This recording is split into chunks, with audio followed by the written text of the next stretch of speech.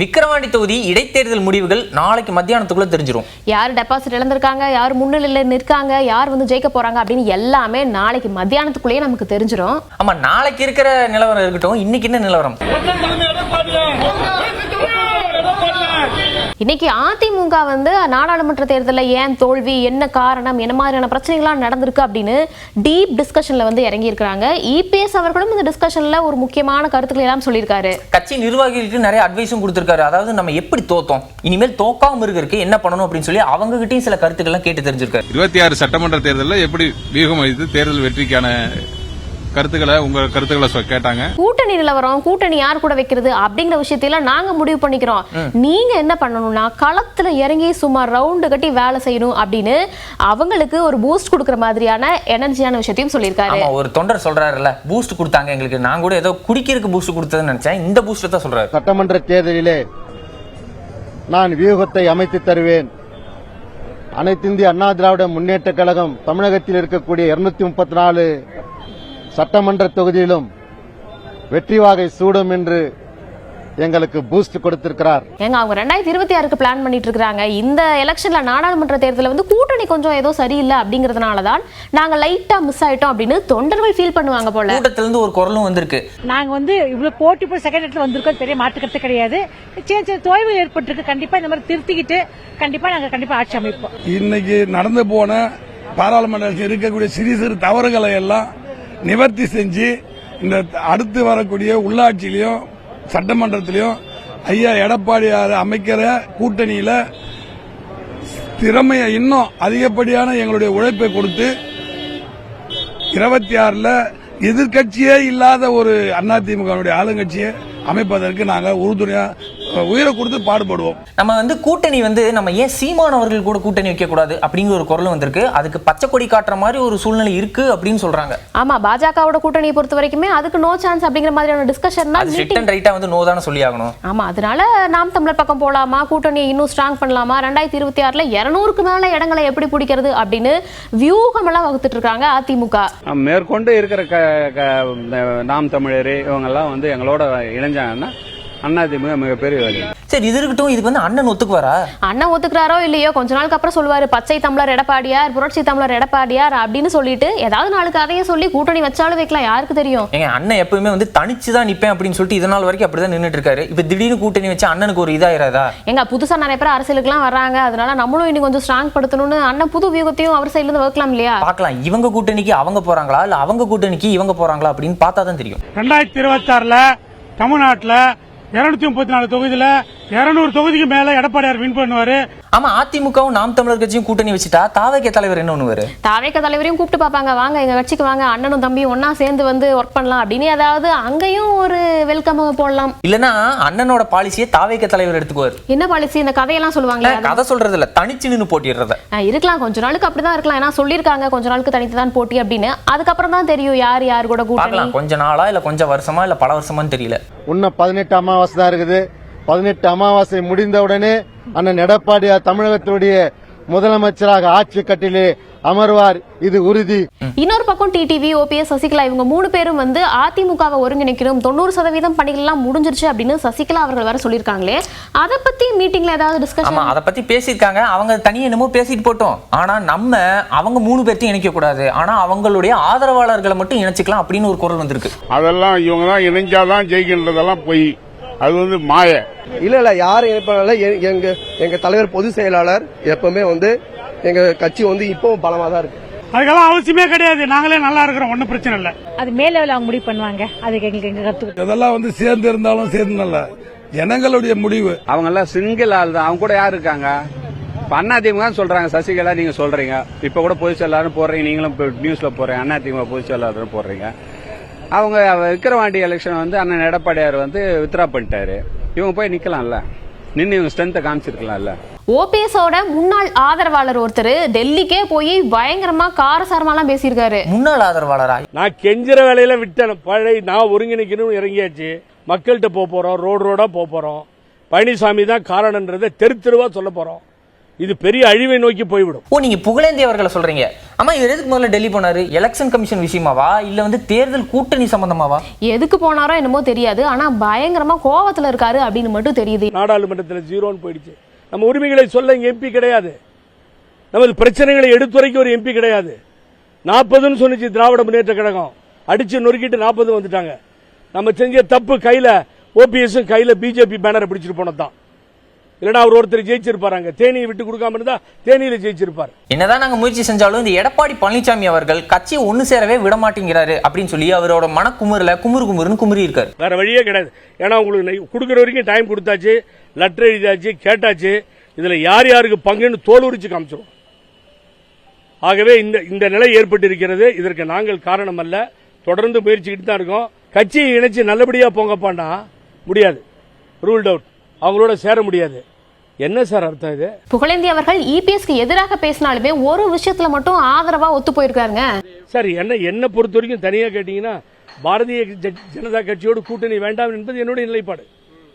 அது எடப்பாடி பழனிசாமியும் அந்த குரூப்பும் அந்த நிலைப்பாடை எடுக்குதுன்னா தப்பு இல்லை. என்னது, இபிஎஸ் அவர்களுக்கு புகழேந்தி ஆதரவு கொடுத்தாரா? அதாவது அவர் எடுத்துக்கிற ஒரு டெசிஷனுக்கு இவர் வந்து ஓகே கரெக்டான டெசிஷன் தான் அப்படிங்கிற மாதிரி சொல்லியிருக்காரு. ஏன்னு கேட்டீங்களா, நமக்கு அம்மா வந்து ஒரு கட்சிக்கு பின்னாடி போன்னு சொல்லி கொடுக்கல, கட்சியோட கூட்டணியா போன்னு சொல்லி கொடுத்துருப்பாங்க. அந்த கட்சிக்கே போய் ஜால்ரா அடிச்சு நில்லுங்கன்னு அம்மா சொல்லி கொடுக்கல, தலைவர் சொல்லி கொடுக்கல. அது அந்த வியூ ஆஃப் த பாயிண்ட்ல நிலையா நின்னாங்கன்னா அது சரின்னு இருக்கிறத சரின்னு தானே சொல்றோம். ஆனா அந்த ஓபிஎஸ் அவர்கள் இருக்காரு இல்லையா, சேம் டைம் ஓபிஎஸ் அவர்கள் வந்து பாஜக கூட கூட்டணி வச்சிருந்தாரு, அது வந்து இவருக்கு பிடிக்கல. அது கொஞ்சம் எதிராதாங்க இருக்கு, அது கொஞ்சம் அவாய்ட் பண்ணிருக்கலாம் அந்த விஷயத்தை மட்டும் அப்படின்னு புகழேந்தி அவர்கள் ஃபீல் பண்றாரு. அது எனக்கு வேணும்னு போனது ஓபிஎஸ் அண்ணன், அங்க ஒரு இடர்பாடு இருக்கு, அதனாலதான் அப்படி வெளியே வந்து நிக்கிறோம். அதிமுகவை ஒருங்கிணைக்கணும், அதிமுகக்குள்ள வரணும் அப்படின்னு ஆளுக்கு ஒரு பக்கம் பேசிட்டு தான் இருக்காங்க. இதுல அதிகமாக பேர் அடிபடுறது அப்படின்னு பார்த்தா டிடிவி அவர்கள் பேர் அடிபடுது. டிடிவி அவர்கள் இந்த 90% இணைப்பு மறுபடியும் ரீஜாயினிங் விஷயத்துக்கு கொஞ்சம் பிடி கொடுக்காம வேற பேசுறாரு. என்ன சொல்றீங்க, எனக்கு புரியல. யார் சொல்லிருக்கா? புரியல எனக்கு. சசிகலா அவர்கள் தான். சசிகலா அவர்கள் என்ன சொல்லியிருந்தாங்க, 90% இணைப்பு பணி முடிஞ்சிருச்சுன்னு சொல்லியிருந்தாங்களா. அதை பத்தி டிடிவி தினகரன் கேட்டா அவர் என்ன சொல்றாரு, அப்படியே அதை பத்தி எனக்கு தெரியாதுங்க, நீங்க அவங்க கிட்ட தான் கேட்கணும் அப்படின்னு சொல்றாரு. என்ன சொல்றீங்க, எனக்கு புரியல. எதை சொன்னாலும் அவர் வந்து எஸ்கேப் ஆயிட்டே இருக்காரு. முன்னாடியில வந்து சின்னம்மா என்னோட சித்தி அப்படின்னு சொல்லி இருப்பாரு, இப்ப ஏன் வந்து எஸ்கேப் ஆகுறாரு? அது அவங்க சொல்ற கருத்து, எனக்கு அதை பத்தி ஒன்றும் தெரியாது. அரசியல் காரணங்கள் கூட்டணி காரணங்கள் ஏதாவது இருக்கும், அதனாலதான் டிடிவி அவர்கள் கொஞ்சம் எஸ்கேப் ஆகிறாரு போல. நாம் தமிழர் கட்சியோட துரைமுருகன் அவர்கள் வந்து அரெஸ்ட் பண்ணி ரிலீஸ் பண்ணியிருந்தாங்க, அதை பத்தியும் வந்து பேசியிருக்காரு. பிற கட்சிகளை சேர்ந்தவர்கள் கைது செய்வதுங்கிறது ஒரு தவறான முன்னுதாரணமாக சர்வாதிகார போக்காகத்தான் எல்லாராலும் பார்க்கப்படுகிறது. கண்டனம் தெரிவிச்சிருக்காருங்க. அது மட்டும் இல்ல, ஒரு அட்வைஸும் வேற கொடுத்திருக்காரு. எதிர்கட்சியை சேர்ந்தவர்களும் மற்ற தலைவர்களை பற்றி பேசும் பொழுது ஒருமையில் பேசுவது, அவமரியாதையை பேசுவதை தவிர்க்க வேண்டும் என்பதுதான் எல்லோருடைய விருப்பம். டிடிவி அவர்கள் எல்லாத்துக்குமே ஒரு அட்வைஸ் வேற கொடுத்திருக்காங்க. இந்த பக்கம் அமைச்சர் கீதா ஜீவன் அவர்கள் பயங்கரமா டென்ஷன்ல பேசியிருக்காங்களே. கட்சி தலைவர் என்பது அவருடைய ஆதரவாளர்களோ இல்ல நிர்வாகிகளோ யாரையும் தவறாக பேசும்போது கண்டிக்கக்கூடியவர்களாக தடுக்கக்கூடியவர்களாக இருக்க வேண்டும். ஆனால் ஒருத்தர் அதை நம்முடைய கழக தலைவர் கலைஞர் முத்தமிழஞ்சர் கலைஞரை பற்றி பேசும்போது இவர் எதிரே உட்கார்ந்து சிரித்து கொண்டிருக்கிறார். ஆக ஒரு தலைவனுக்கு உரிய பண்பு இல்லாத ஒரு தலைவன் என்ற முறையில் அவர் ஒரு வழிநடத்த தெரியாத நிலையில் இருக்கிறார் என்பதை நான் கூற விரும்புகிறேன். சீமானவர்கள் போன வருஷம் ஒன்று பேசுவாரு, இந்த வருஷம் ஒன்று பேசுவாரு. இன்னைக்கு ஒன்று நாளைக்கு ஒன்று. இன்னைக்கு இவர் ஆதரிச்சு பேசுறது, நாளைக்கு மாற்றி பேசுறது, எதிர்த்து பேசுறது. தான் பேசியது என்னவென்றே அவர் தெரியாதபடி பேசி வருகிறார் என்பதை நான் கூறிக்கொண்டு இவர்கள் அரசியல் தலைவருக்கே தகுதியானவர் அல்ல. இம்சை அரசன் படத்துல வடிவேல் அவர்கள் ஒரு டயலாக் சொல்வார்ல, பொறுத்தது போதும் பொங்கி எழு அப்படிங்கிற மாதிரி எங்க தொண்டர்கள் எல்லாம் பொங்கி எழுந்துருவாங்க அப்படின்னு ஒரு எச்சரிக்கையும் கொடுத்திருக்காங்க கீதா ஜீவன் அவர்கள். கோடானு கோடி தொண்டர்கள் எங்களுடைய கட்சி தலைவர் தளபதியாருடைய கண் அசைவிற்காக தான் காத்திருக்கிறார்கள், பொறுமையாக இருக்கிறார்கள். விசிக தலைவர் திருமாவளவன் அவர்கள் முதலமைச்சர் சந்திச்சு ஒரு கோரிக்கை வச்சிருக்காரு. அப்படியே பாஜக மேலையும் நாம் தமிழர் கட்சி மேலையும் ஒரு குற்றச்சாட்டையும் சொல்லியிருக்காரு. கருத்தியல் விமர்சனங்களை வைக்கலாம், அரசியல் விமர்சனங்களை வைக்கலாம், ஆனால் அவரை கொச்சைப்படுத்துவதன் மூலம் மேலும் பதற்றத்தை உருவாக்க வேண்டும் என்பது அவர்களின் நோக்கம் என்பதை உணர முடிகிறது. அதனாலதான் இந்த மாதிரி பிரச்சனை எல்லாம் வந்துட்டு இருக்குது அப்படின்னு சொல்லியிருக்காரு. ஆனா ஒரு டவுட் இருக்கு, சட்டம் ஒழுங்கு பொறுத்த வரைக்கும் அவங்களோட அதாவது ஆளுங்கட்சி கையில தானே இருக்கு, அப்புறம் ஏன் இவர் அவங்க கிட்டே போய் கம்ப்ளைண்ட் ஓகே அதை வந்து தடுத்து நிறுத்துங்க, நீங்க வந்து கேர்லெஸ்ஸா விடாதீங்க அப்படின்னு சொல்லி கொஞ்சம் ஒரு புஷ் பண்றாரு. ஆமா, இனிமேல் இரும்பு கரம் கொண்டு தடுத்து நிறுத்துங்க அப்படிங்கிற மோடுக்கு வந்துருவாங்க போல. அரசியல் செயல் திட்டங்களை வரையறுத்து கொண்டு சட்டம் ஒழுங்கை சீர்குலைக்க சில சக்திகள் செயல்பட்டு வருவதை அறிந்து சட்டம் ஒழுங்கை காப்பாற்றுவதற்கு அரசு நடவடிக்கை எடுக்க வேண்டும் என்று வலியுறுத்தியிருக்கிறோம். காங்கிரஸ் கட்சியோட செல்வ பெருந்தை அவர்கள் பாஜக மேல குற்றஞ்சாட்டி தான் பேசியிருக்காரு. ஆனா அண்ணாமலை அவர்களை பாராட்டி இருக்கிறாருங்க. ஏங்க குற்றஞ்சாட்டி இருக்காருங்க, பாராட்டி இருக்கிறாருங்க. என்ன பாராட்டினாரு? இப்ப பாருங்க, நாங்க ஒண்ணுமே செய்யல. ஒரு 10 நாளா அண்ணாமலை பேசுறார், காங்கிரஸ் கட்சி வைப்ரண்ட் ஆயிடுச்சு. வார்த்தை போரால தாக்குதல், தனி மனித தாக்குதல், கட்சி மேல தாக்குதல், கொள்கை மேல தாக்குதல், இதெல்லாம் காங்கிரஸ் கட்சியோட வளர்ச்சிக்கு உதவுது. அதனால அவர் கண்டினியூஸா இந்த மாதிரி பண்ணிட்டே இருக்கட்டும் அப்படிங்கிறாரு. இதே மாதிரி என்ன தனிநபர் தாக்குதல் பண்ணணும், பேசணும், எங்க கட்சி வலிமை அடையணும். Keep up the good work அப்படிங்கிற மாதிரி இந்த தலைவர் அந்த தலைவருக்கு ஒரு வாழ்த்து மாதிரி தெரிவிச்சிருக்காரு. அதாவது இப்ப பாசிட்டிவ் பப்ளிசிட்டி விட நெகட்டிவ் பப்ளிசிட்டி எல்லாருமே விரும்ப ஆரம்பிச்சாங்க. இப்ப நீங்க யாரு மேலே குற்றஞ்சாட்டி பேசுறீங்கன்னு வைங்களேன், அந்த கட்சி தானா வளர்ந்துட்டு போகுது. நம்ம யாரையாவது பாராட்டி பேசணும்னா அந்த கட்சி டவுன் ஆயிட்டு போகுது. அதனாலதான் இவரு இப்படி சொல்றாரு போல. இப்படி ஒரு லாஜிக் வேற இருக்கும். ஒரு வார்த்தை பேசின தமிழ்நாடு முழுவதும் காங்கிரஸ் கட்சி வைப்ரண்டா பண்ணியிருக்காரு. இப்போ காங்கிரஸ் கட்சியை வலிமைப்படுத்துவர் அண்ணாமலை தான். அவருக்கு நன்றி. திமுக MP A. Raja 3G 4G 5G அப்படின்னு சொல்லி நிறைய விஷயங்களை பேசியிருக்காரு. அவர் இதுக்கு முன்னாடி அந்த துறைக்கு அமைச்சரா இருந்தார் இல்லையா, ஒருவேளை அந்த அனுபவத்தை எல்லாம் கொஞ்சம் ஷேர் பண்ணிருப்பார் போல. ஏற்கனவே நான் நாடாளுமன்றத்திலே சொல்லியிருக்கேன், 5G ஒதுக்கீட்டில இருந்து 4G ஒதுக்கீட்டில இருந்து இந்த அரசாங்கம் வெளிப்படைத்தன்மையாக இல்லை, அதுல பெரிய அளவுல ஊழல் நடந்திருக்குன்னு சொன்னேன். நம்மளுடைய மொபைல் நெட்வொர்க் வேற ஸ்லோவா இருக்கு, ரீசார்ஜ் கட்டணத்தை வேற ஒரு சில கம்பெனிகள் ஏத்திட்டாங்க, அதுக்கு மாற்றா ஏதாவது வருமா அப்படிங்கிறது கதையும் சொல்லியிருக்காரு.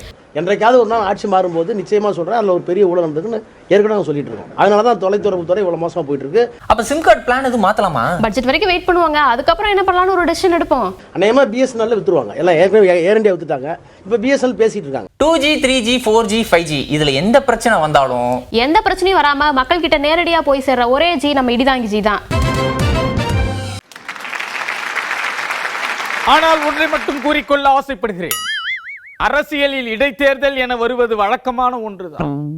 மக்கள் அபிமானம் பெற்ற அரசியல் தலைவன் யார் என்பதை முடிவு செய்து அவர்கள் அமருவதற்கு நாற்காலி தரப்போகிறார். தேர்தல் களம் சூடு பிடித்து எரியாமல் சூசகமாக வாக்குப்பதிவு நடந்து முடிந்துள்ளது. இதில் வெற்றியாளர் யார் என்று அறிவிப்பு வருவதற்கு முன்னாடியே பதட்டத்துடன் கொடைமடைக்கு இருந்து கொண்டிருக்கிறார். ஆனால் இடிக்கு துளியும் பதட்டமும் இல்லை, பயமும் இல்லை. ஏனென்றால் வெற்றி இடத்தில் இடியின் பெயர் எழுதப்பட்டிருக்கின்றது. அதனால் நான் வெற்றி பெறும் செய்தி என்னை தேடி வரும் என்ற அசைக்க முடியாத நம்பிக்கையை என் உள்ளங்கையில் வைத்து ஓங்கி பிடித்து நிற்கின்றேன். என்னதான் உடம்பு முழுவதும் எண்ணெய் தடவி கொண்டு மண்ணில் உருண்டு புரண்டாலும் அவருக்கு ஒட்டும் மண் தான் ஒட்டும் என்று கூட தெரியாமல் இலவு காத்த கிளியாக காத்து கொண்டிருக்கிறார். அவர் காலமெல்லாம் காத்திருக்க வேண்டியதுதானே தவிர கோட்டைக்குள் அவர் கொடியை பறக்க விட முடியாது. இடியின் இடத்தை எட்டி பிடிக்கவும் தட்டி பறிக்கவும் முயற்சிகள் செய்யலாம், ஆனால் வெற்றி கொடி கட்டிவிட முடியுமா? நிதானமாக ஆட்டத்தை ஆடிக்கொண்டு அதற்கெல்லாம் வாய்ப்பில்லை ராஜா என்று சிறு புன்முறுவலுடன் முற்றுப்புள்ளி வைத்து கொடைமடக்கி ஆட்டத்தை முடித்து வைப்பான் இடி. ஆக என் உயரமும் எவரெஸ்ட் உயரமும் ஒன்று. அதை கொடைமடக்கி போன்றவர்களால் தொடுவது கொஞ்சம் கடினம்தான். இப்படி அரைகுறையாக அரசியல் கற்றுக்கொண்டு நாகரிகமற்ற முறையில் இடியை வம்புக்கு இழுத்து பேசலாமா?